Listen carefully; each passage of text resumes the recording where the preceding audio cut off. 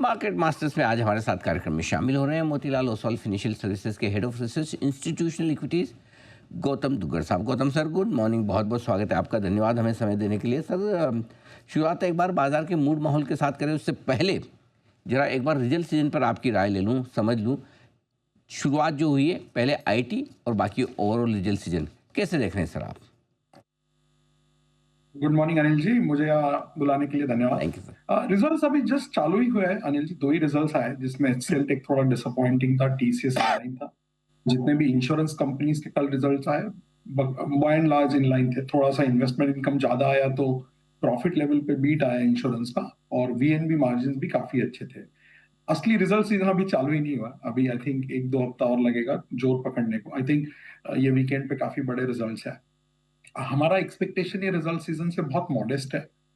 Nifty में हम 5% earnings growth की उम्मीद कर रहे हैं, और हमारा जो ब्रॉडर कवरेज यूनिवर्स है 311 स्टॉक्स का, उसमें लगभग 10% अर्निंग्स ग्रोथ का एक्सपेक्टेशन है। लेकिन जो इंटरेस्टिंग चीज उभर कर आ रही है वो है कि मिड कैप के अर्निंग्स बहुत स्ट्रांग है। पिछले 4 क्वार्टर भी ठीक ठाक थे। आपको अगर याद है FY25 में अर्निंग्स ब्रॉडली फ्लैट ही रहे मार्केट के, सिर्फ फोर्थ क्वार्टर बेहतर था 10% अर्निंग्स के साथ। बट अगर आप लार्ज कैप के एवरेज नंबर्स देखेंगे FY25 के हमारे कवरेज यूनिवर्स के, तो लार्ज कैप का अर्निंग्स लास्ट ईयर FY24 में 5% था। मिड कैप का अर्निंग्स करीबन 12% का एवरेज था। इस साल चूंकि हमने ऑलरेडी 4 क्वार्टर के नंबर बना लिए, इस साल का एवरेज भी लार्ज कैप का 10 है लेकिन मिड कैप का 20 है। तो अगर आप देखने जाते हैं तो मिड कैप जो है कंसिस्टेंटली अर्निंग्स पे आउट परफॉर्म कर रहा है लार्ज कैप को, राइट। दूसरा स्मॉल कैप जो पिछले 5 क्वार्टर से नेगेटिव अर्निंग्स दे रहा है, यहां से उसका पिकअप पॉइंट चालू होगा, इन्फेक्शन पॉइंट चालू होगा। ये क्वार्टर में स्मॉल कैप अर्निंग्स में हम 0 ग्रोथ एक्सपेक्ट कर रहे हैं after 5 quarters of earnings decline, average 15% earnings decline. ये क्वार्टर 0, बट इस क्वार्टर में एक्स फाइनेंशियल्स 30% ग्रोथ है। और फिर अगले क्वार्टर से जो अर्निंग्स लो बेस पे बहुत जोरदार ग्रोथ आ रही है। सो फुल ईयर का एवरेज स्मॉल कैप का हमारे कवरेज यूनिवर्स के 132 स्मॉल कैप स्टॉक्स का लगभग 41% है। सो ये एक इंटरेस्टिंग दौर में हम एंटर कर रहे हैं, जहां पे लार्ज कैप काफी 8-10% के आसपास ग्रोथ दिखाएंगे, लेकिन मिड कैप और स्मॉल कैप के अर्निंग्स काफी अच्छे रहेंगे। इसी वजह से हमने हमारे मॉडल पोर्टफोलियो में मिड और स्मॉल कैप का वेट बढ़ा दिया है। जो पहले लार्ज कैप का वेट 76% होता था, अब हमने उसको 69 कर दिया, तो 7% रीएलोकेशन कर दिया from large cap to mid and small cap. और एक जो सिंस हम अर्निंग्स पे बात कर रहे हैं, एक जो चीज मैं हाईलाइट करना चाहूंगा, ये क्वार्टर साथ ही साथ पूरा साल भी जो बड़े सेक्टर्स है वो थोड़ा सा ग्रोथ कम दिखा रहा है। जैसे अब ये क्वार्टर आप देखिए 10% अर्निंग्स ग्रोथ में प्राइवेट बैंक पीएसयू बैंक -3+5 है, ऑटो -10 है, कंज्यूमर फ्लैट है, आईटी 5-6% है, मेटल्स में डिक्लाइन है इस क्वार्टर में। सारा जो ग्रोथ आ रहा है 10% का इस क्वार्टर का, और इस साल का भी जो 11 से 12% ग्रोथ है, पूरा छोटे सेक्टर्स ड्राइव कर रहे हैं। Cement, EMS, real estate, retail, to an extent some of the other sectors like health care. इन सब सेक्टर्स की वजह से ग्रोथ आ रहा है। बड़े सेक्टर्स काफी म्यूटेड ग्रोथ दिखा रहे हैं इस साल और इस क्वार्टर में। बिल्कुल, तो ये इंटरेस्टिंग चीज़ आपने बताई कि कमाई बहुत ज़्यादा नहीं होगी, लेकिन मिड कैप शेयरों पर फोकस अब बढ़ता दिख रहा है, मिड कैप शेयरों पर वेटेज भी बढ़ा रहे हैं। गौतम जी, बाजार का डायरेक्शन कैसा दिख रहा है फिर? ऐसे में क्या आपको लग रहा है कि निफ्टी रेंज बाउंड रहेगा, स्टॉक स्पेसिफिक और मिड कैप शेयरों में ज़्यादा तेज़ी के मौके बनेंगे? कैसे देख रहे हैं सर आप? एकदम सही बात कही अनिल जी आपने। हमें लगता है कि निफ्टी में थोड़ा बहुत अभी एक कंसोलिडेशन होगा, टाइम करेक्ट भी आप उसे कह सकते हैं, बिकॉज पिछले 3 महीने में मार्च के लो से निफ्टी ने काफी अच्छा एक रिटर्न दिया है। अब बाजार अर्निंग्स को कैचअप करने का वेट करेगा, क्योंकि उम्मीद इस साल डबल डिजिट ग्रोथ की है। लास्ट ईयर हमारा फ्लैट अर्निंग्स था, इस साल 12% अर्निंग्स ग्रोथ की उम्मीद है। अगर हमारा फर्स्ट क्वार्टर अर्निंग सीजन अच्छा जाता है और हमारे बड़े डाउनग्रेड नहीं आते हैं, तो मुझे लगता है फिर सितंबर के बाद बाजार FY27 को भी डिस्काउंट करना चालू करेगा। तब शायद एक नेक्स्ट लेग ऑफ रैली आ सकता है। But in the short term for next 3-4 months, हालांकि शॉर्ट टर्म व्यू लेना बहुत डिफिकल्ट है, बट अर्निंग्स देखते हुए ऐसा लगता है कि निफ्टी में बहुत ज्यादा आपको मूवमेंट नहीं दिखेंगी नीचे में भी, बिकॉज नीचे लिक्विडिटी का सपोर्ट आ जाएगा। पहले 6 महीने में डोमेस्टिक इन्वेस्टर्स ने $42 बिलियन मार्केट में डाले हैं, फॉरेनर्स ने -$8 बिलियन है। जो उनका जनवरी फरवरी का सेलिंग था वो अभी तक वाइप आउट नहीं हुआ है despite last 3 months of buying. So in fact CY24 में भी $63 बिलियन डोमेस्टिक इन्वेस्टर्स ने डाले थे। तो वो 63 प्लस पहला 6 महीने का 42 या 18 महीने मिला के डोमेस्टिक इन्वेस्टर्स ने मार्केट में $105 बिलियन डाला है, राइट। तो लिक्विडिटी बहुत स्ट्रांग है बाजार में अभी डोमेस्टिक इन्वेस्टर्स की। तो बाजार बहुत ज्यादा गिरेगा भी नहीं, बट जो अपसाइड कैटलिस्ट है वो अर्निंग से उभर के आने होंगे। और हो सकता है सरप्राइज रेट कट आ जाए बीच में, तो वो दूसरी बात है, क्योंकि इन्फ्लेशन बहुत ज्यादा नीचे आ चुका है।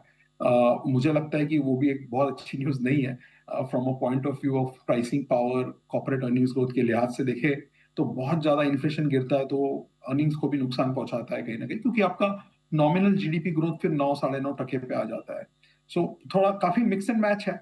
मुझे लगता है शॉर्ट टर्म में थोड़ा सा रेंज बाउंड और टाइम करेक्शन कंसोलिडेशन होगा और पूरा बॉटम अप मार्केट हो जाएगा। आपको बहुत ज्यादा वेरिएशन दिखेंगे सेक्टर के अंदर भी। जैसे आप टेक सेक्टर देखिए, लार्ज कैप 5-6% से ग्रो नहीं कर पा रहा है, बहुत डिफिकल्ट हो रहा है उनके लिए 5-6% ग्रोथ भी देना। जबकि जो मिड कैप आईटी शेयर्स है, जो हमारे मॉडल पोर्टफोलियो में कोफोर्ज, चाहे हेक्सावेयर जो भी हमने डाला टीसीएस निकाल के, या पहले जो परसिस्टेंट होता था, उन सब का ग्रोथ 20 से 30% चल रहा है, right. So same sector, different companies, बहुत अलग अलग ग्रोथ आ रहे हैं। तो मार्केट बहुत बॉटम्स अप रहेगा और sector specific, stock specific movements आपको दिखेंगे। बहुत ही सेक्टर और स्टॉक स्पेसिफिक मूवमेंट रहेंगे बाजार में। तो ऐसे में कौन से सेक्टर स्टॉक्स आपकी रिकमेंडेशन लिस्ट में जो आपको पसंद है इस वक्त निवेश के लिए आज से सर? तो हमने जो स्टॉक्स नए ऐड किए मॉडल पोर्टफोलियो में, एक बार उसका आपको ब्यौरा दे देता हूँ। हमने फाइनेंशियल्स में कुछ चेंजेस किए। हमने बीएससी निकाल के यूटीआई एमसी डाला था। हमने आईसीआईसीआई का बैंक का वेट बढ़ाया। पहली बार हमने कंजम्पशन में स्टेपल्स का वेट 0 किया है, हिंदुस्तान लीवर निकाल के, उसकी जगह हमने रैडिको खैतान डाला है। हमने एक नया क्यूएसआर स्टॉक ऐड किया, Jubilant foodwork, in place of trend. बाकी टाइटन, इंडियन होटल पेज हमारे मॉडल पोर्टफोलियो में कंजम्पशन को लेके पहले से ही है। फिर मिड कैप में हमने जिंदल स्टेनलेस ऐड किया है, सुजलॉन का वेट डबल किया है, टीसीएस निकाल के हेक्सावेयर रखा है, ऑलरेडी कोफोर्ज हमको पसंद है। हमने रिलायंस का वेट भी कम किया है after a very sharp rally between April and July. Telecom हमारा पसंदीदा सेक्टर रहा है 3 सालों से, तो वहां पे हाई कन्विक्शन वेट है। ईएमएस पे बहुत बड़ा एलोकेशन है हमारा, बेंचमार्क में 0.5% वेट है, हमारे मॉडल पोर्टफोलियो में 4% वेट है डिक्सन और केन्स का। द ओनली सेक्टर जहां हमने वेट अपना व्यू चेंज किया वो है ऑटो। आपको अगर याद हो, हमने जब अप्रैल का प्रीव्यू में बात किया था तब भी हमने कहा था कि ऑटो हमें बड़ा अच्छा लग रहा है, तो वहां हमने अंडरवेट से न्यूट्रल किया। हालांकि स्टॉक्स चेंज नहीं किया है, हमारे पास एमएनएम और टीवीएस ऑलरेडी मॉडल पोर्टफोलियो में, उसी में हमने वेट और 100 बेसिस पॉइंट बढ़ा दिया है। और कोइंसिडेंटली ये 2 शेयर ऐसे ऑटो सेक्टर में जो इस क्वार्टर में, जो हमारे कवरेज के 27 ऑटो स्टॉक्स हैं, उनमें केवल 4 ऑटो स्टॉक्स में अर्निंग्स ग्रोथ आ रही है इस क्वार्टर में, बाकी 23 स्टॉक्स में अर्निंग्स डिक्लाइन है। उसमें भी ओईएम्स में जो 7 बड़े ओईएम्स है, केवल ये 2 शेयर है जहां पे अर्निंग्स ग्रोथ 18 और 28% है, एमएनएम और टीवीएस का। बाकी सारे Bajaj, hero, Eicher, Tata Motors, Maruti, Hyundai, इसमें अर्निंग्स डिक्लाइन या फ्लैटिश अर्निंग्स है। तो वहां हमने ऑटो में थोड़ा सा हमारा व्यू चेंज किया है। और फिर कुछ मिड कैप्स हमने ऐड किए हैं। पाइप सेक्टर का जब हमारा इनिशिएशन अभी हमने किया, उसमें से हमने सुप्रीम ऐड किया है। हमने रियल एस्टेट री इंट्रोड्यूस किया मॉडल पोर्टफोलियो में after gap of quarter. Lodha हमने ऐड किया, और बाकी एसआरएफ, न्यू अबूपा, ये सारे शेयर्स हमारे पोर्टफोलियो में। तो net net BFSI, industrials, consumer discretionary और हेल्थ केयर, ये 4 सेक्टर्स पे हमारा ओवरवेट है, और कमोडिटीज पे हम अभी भी अंडरवेट है।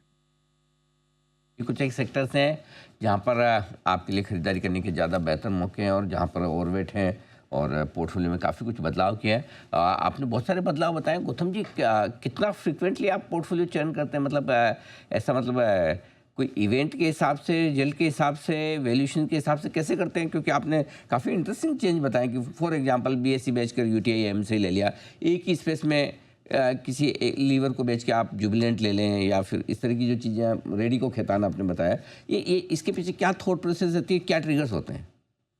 सो अनिल जी, हम साल में 4 बार पोर्टफोलियो चेंज करते हैं प्रीव्यू के टाइम पे, अप्रैल, जुलाई, अक्टूबर और जनवरी। उसके बाद हम पोर्टफोलियो चेंज नहीं करते हैं। सो आप मोटा मोटा मान के चलिए 7 अप्रैल, 7 जुलाई, 7 अक्टूबर और 7 जनवरी, इस साल में ये 4 डेट्स होती है जहां हमारे मॉडल पोर्टफोलियोज चेंज होते हैं। थॉट प्रोसेस बड़ा सिंपल होता है Anil ji. We are a growth investor. जहां हमें ग्रोथ विजिबिलिटी अच्छा दिखता है वहां हम वेट बढ़ाने का कोशिश करते हैं। और कहीं कहीं पे जब लगता है कि वैल्यूएशन और एक्सपेक्टेशन में मिसमैच है, जैसे हमने ऑटो 3 महीना पहले ही मन बना लिया था कि इसका वेट बढ़ाना है, क्योंकि हमें लग रहा था एक्सपेक्टेशंस बहुत मॉडेस्ट है और वैल्यूएशंस काफी रीजनेबल है। तीसरा, कई जगह पे ऐसा होता है कि हमारा कवरेज काफी बढ़ रहा है। 31 मार्च को हमारे पास 302 स्टॉक्स थे कवरेज में। आज अब जब हम बात कर रहे हैं तो हमारे 320 स्टॉक्स हो गए। तो जहां पे भी नए लिस्टिंग, नए कवरेज हमारे एनालिस्ट टीम कवर करती है, तो उसको भी हम कोशिश करते हैं कि मॉडल पोर्टफोलियो में उसका एंट्री हो। और बाकी तो फिर फंडामेंटल ड्रिवन होता है, अर्निंग्स ग्रोथ, विजिबिलिटी, वैल्यूएशंस, वही सब। Basically this are the cornerstones on which we build our model portfolio. But साल में 4 ही बार चर्न होता है।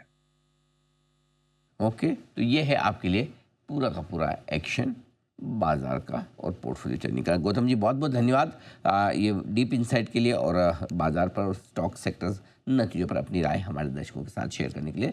जल्दी आपसे फिर होगी मुलाकात। आज के लिए बहुत बहुत शुक्रिया।